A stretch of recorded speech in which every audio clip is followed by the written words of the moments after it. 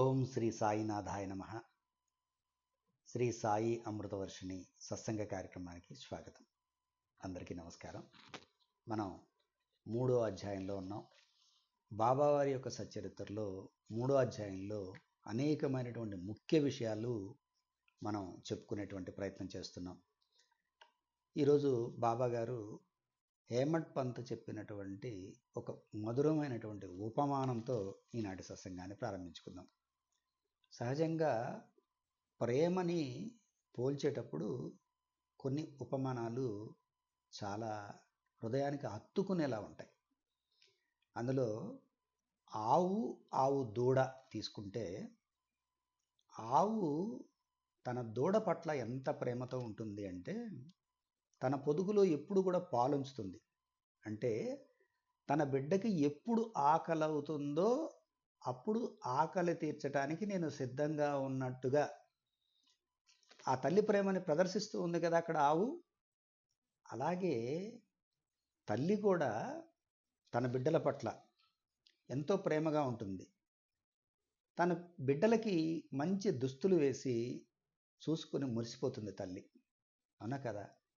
ఇలాంటి ఉపమానాలతో ఒక గురువుకి శిష్యుడికి ఉండేటువంటి ఆ బంధం తల్లి బిడ్డల బంధంగా చెప్తాడు రచయిత. అందుకని నేను చెప్తున్నాను కదా, సచ్చరిత్రని మనం ఒక కోణంలో చూస్తే సచ్చరిత్ర నిజంగా ఎంత మార్గదర్శకంగా ఉంటుందంటే, మన జీవితంలో అన్ని వైపుల నుంచి మీరు ఏ దిశలో నుంచైనా చూడండి, సచ్చరిత్రలో సమాధానం దొరుకుతుంది. కొంతమంది వాళ్ళ యొక్క మనసు అలజడిగా ఉన్నప్పుడు సచ్చరిత్ర అలా పుస్తకం తెరిచి చూస్తారు.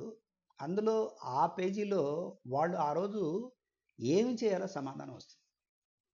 అలాంటి లీలలు, అనుభవాలు చాలా ఎక్కువగా ఉన్నాయి. నేను సత్సంగాలకు వెళ్ళేటప్పుడు ఈ సచ్చరిత్రనే నేను ప్రమాణంగా తీసుకొని, సచ్చరిత్రని 24 గంటలు కూడా మీరు సచ్చరిత్ర మీద ఆధారపడ్డట్లయితే మీకు సమాధానాలు సచ్చరిత్రలో దొరుకుతాయనే మాట నేను చెప్పడం జరిగింది. ఒకసారి ఒక భక్తుడి యొక్క అనుభవం ఏంటంటే, వాళ్ళు పుస్తకం తీయగానే ఈ మాట వచ్చింది. ఆ రోజు వాళ్ళకున్నటువంటి సమస్య ఏంటంటే, వాళ్ళ ఇంట్లో ఉన్నటువంటి వాళ్ళ పేరెంట్స్ మీద ఆ పిల్లాడి కోపం వచ్చింది. కానీ పేరెంట్స్ ప్రేమ ఏంటో బాబా ఈ ఘటన ద్వారా తెలియజేశారు. ఇలా మన నిత్య నైమిత్తిక కర్మలు కానివ్వండి, మన నిత్య దైనందిక జీవితంలో కానివ్వండి, బాబా జీవితంలో జరిగినటువంటి అనేక సంఘటనల యొక్క సమాహారమే సచ్చరిత్ర. బాబా తన బిడ్డల్లాగా తన దగ్గరకు వచ్చిన వాళ్ళని చూసుకుంటానన్నాం కదా. ఈ అన్నాసాహెబ్ దాబోల్కర్ బాబాని తన తల్లిలాగా భావించాడు. ఒకసారి ఏమవుతుందంటే, అది 1916 సంవత్సరం. బాబా 1910 సంవత్సరంలో తనకు పరిచయం అయ్యాడు. అప్పటి నుంచి బాబా దగ్గరికి అప్పుడప్పుడు వచ్చి దర్శనం చేసుకుంటూ ఉన్నాడు. 1916లో బాబా దగ్గర గురు పౌర్ణమి జరుగుతోంది. బాబావారు ఉన్నప్పుడే బాబావారి సన్నిధిలో బాబా భక్తులు ఈ గురు పౌర్ణమి వేడుకలను అత్యంత వేడుకగా జరుపుకున్నారు. బాబావారు అనుమతించారు ఆ గురు పౌర్ణమి చేసుకోవడానికి. అంటే ఇక్కడ గురువు అనేటువంటి వారు ప్రతి వారి జీవితంలో కూడా ప్రధానమైనటువంటి పాత్ర పోషిస్తారు.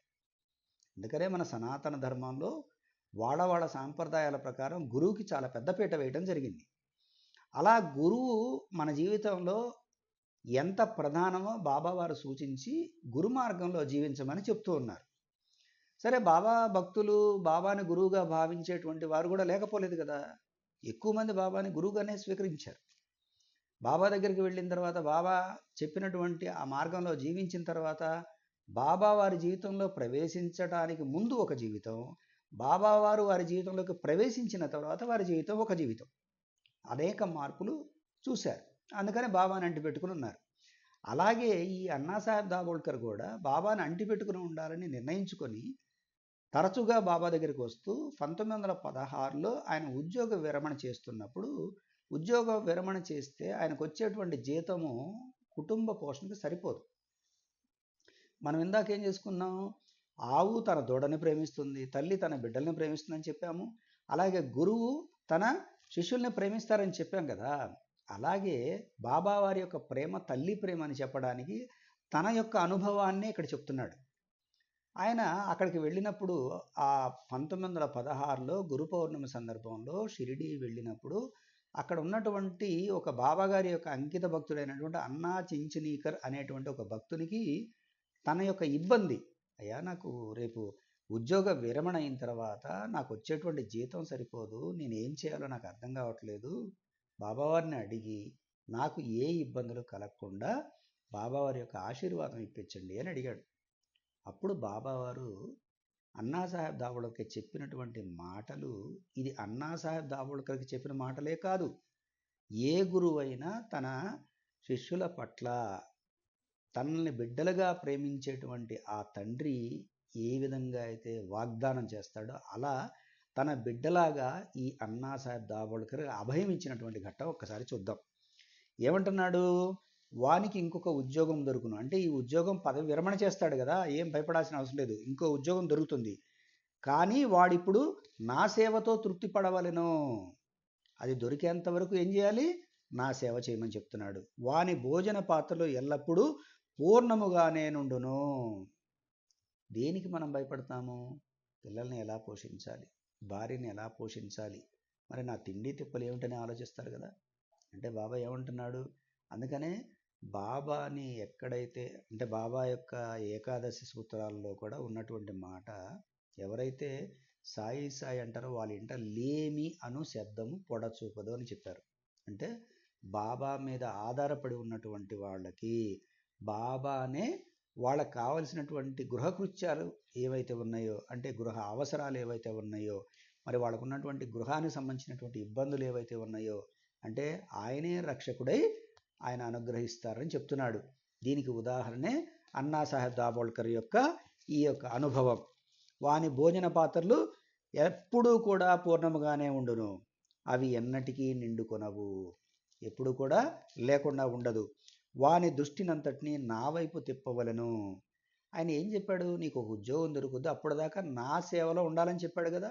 ఆ సేవలో కూడా ఎట్లా ఉండమన్నాడు? వాని దృష్టినంతటి నా వైపు తిప్పవలెను. ఇది అందరూ కూడా గుర్తుపెట్టుకోవాల్సిన మాట అండి.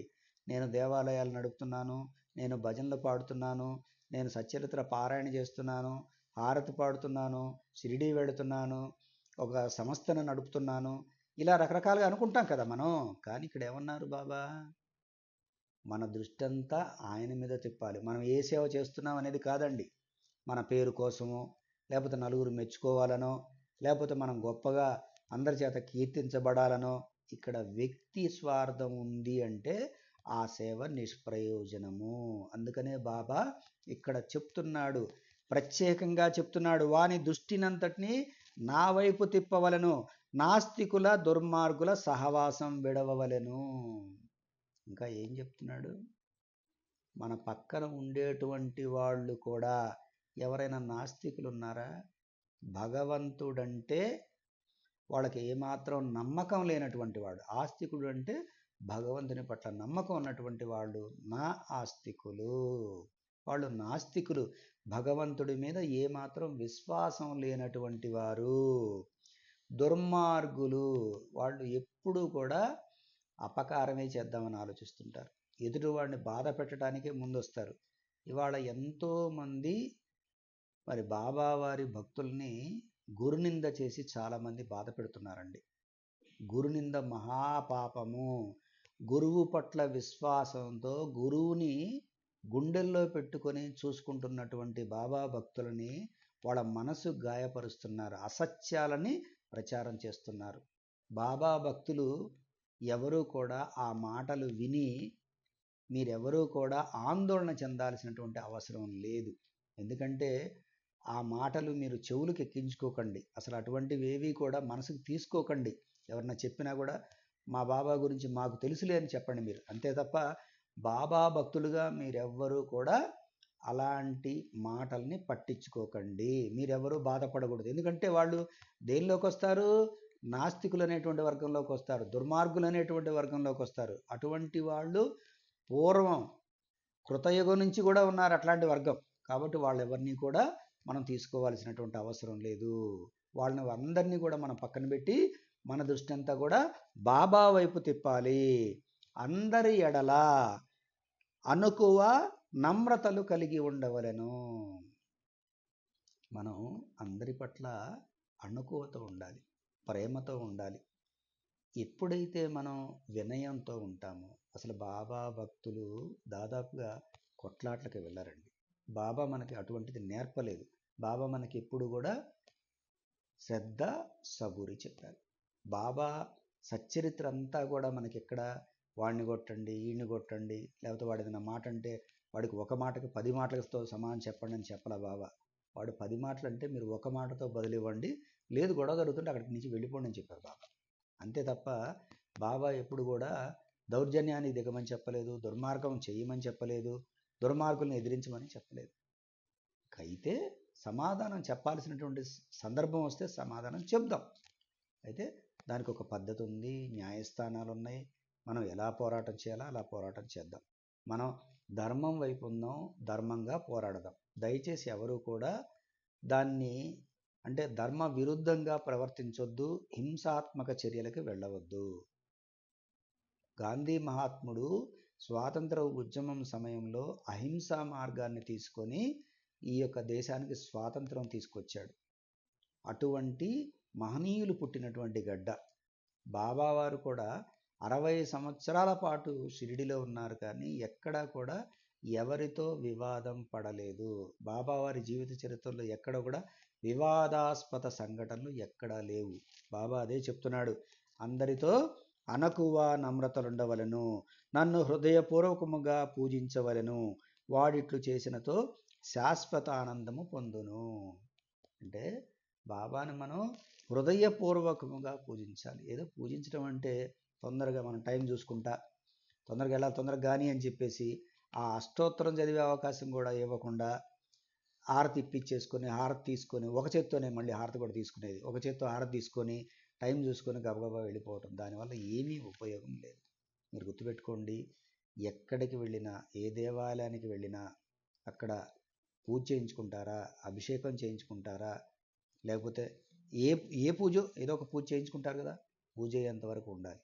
మీరు పూజలో పాల్గొనేటట్లయితే, లేదంటే కనీసం హారతి తీసుకొని, చటారు తీసుకొని, తీర్థం తీసుకొని, ఈ 3 తీసుకొని కనీసం ఒక 5 నిమిషాలన్నా అక్కడ కూర్చొని ఆ యొక్క దేవాలయంలో ఉండేటువంటి తరంగాల్ని ఆస్వాదించండి.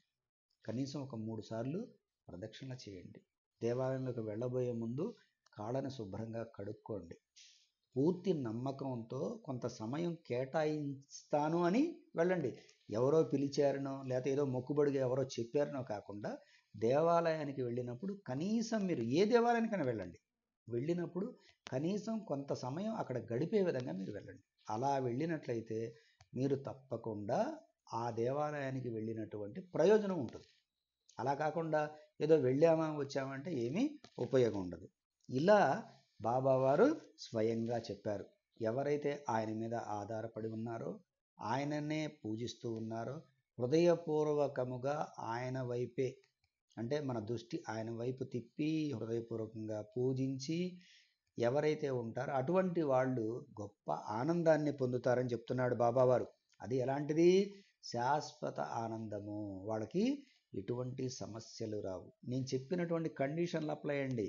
నాస్తికుల సహవాసం ఉండకూడదు, దుర్మార్గుల సహవాసం ఉండకూడదు, మన దృష్టి ఆయన వైపు తిప్పాలి, హృదయపూర్వకంగా పూజ చేయాలి. ఇవన్నీ చేస్తే ఆయన ఏమన్నాడు? బహుమతిగా శాశ్వతమైనటువంటి ఆనందం ఇస్తాను. నువ్వు ఎట్లాంటి బాధలో ఉన్నా కూడా నీవు వచ్చి నన్ను ఆశ్రయించినట్లయితే నీకు శాశ్వతమైన ఆనందాన్ని ఇస్తాను అన్నాడు. తర్వాత ఇంకో ఘట్టం ఏమిటంటే రోహిల్లా కథ.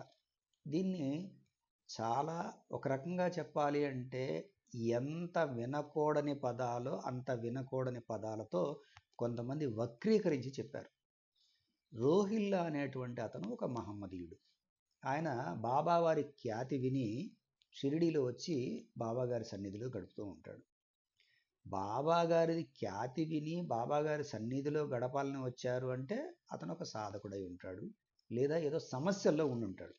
ఇక్కడ రెండు, ఒకటి సమస్య అన్న ఉంటుంది, రెండవది సాధన కూడా ఇట్లానే ఉంటుంది. బాబా దగ్గరికి వచ్చేవాళ్ళు ఆర్తులు జిజ్ఞాసులు. ఇలా వచ్చేటువంటి వాళ్ళు ఈ 4 తెగల్లోనే ఉంటారు.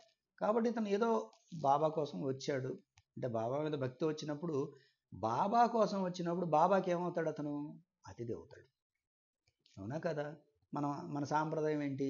అతిథుల్ని గౌరవించుకుంటాం.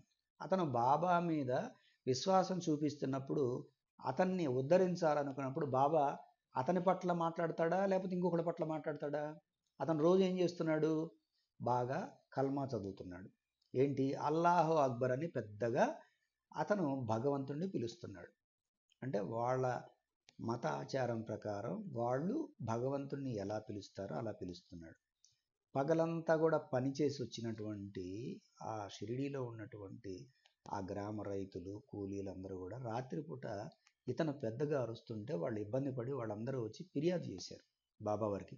ఫిర్యాదు చేస్తే బాబావారు అన్నారు, అతనికి ఒక దుర్మార్గురాలైనటువంటి గయ్యాలి భార్య ఉంది.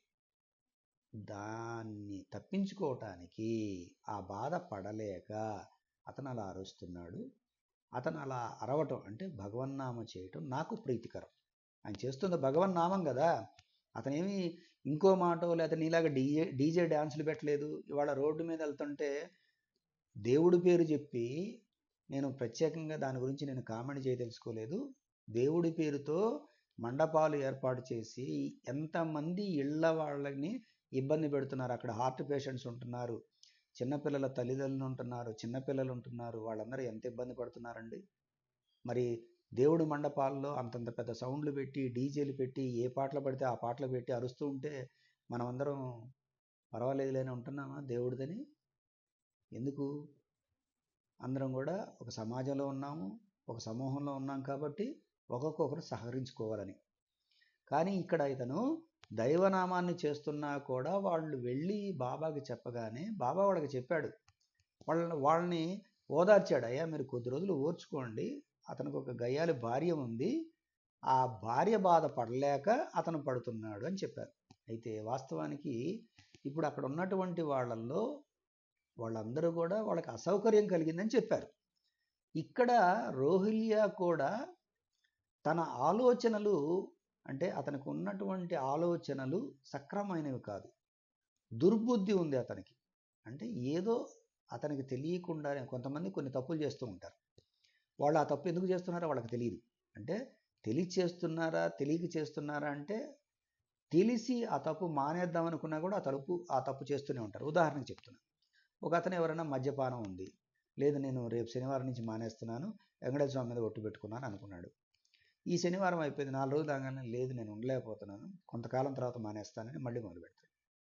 అందుకని పెద్దలు ఏం చెప్పారంటే, అంటే మీకు ఉపయోగపడుతుందని మాట చెప్తున్నా, ఒకళ్ళు ఎవరైనా ఒక చెడు అలవాటు ఉందంటే మానేస్తే 12 సంవత్సరాలు మళ్ళీ దాన్ని తలుచుకొని కూడా తలుచుకోకూడదు, దాని వైపు కూడా చూడకూడదు. ఎటువంటి ప్రలోభాలు వచ్చినా కూడా మరలా దాన్ని పునరావృతం చేయకూడదు. అప్పుడు నువ్వు ఆ అలవాటుని మానేసినట్టు. అది ప్రమాణం.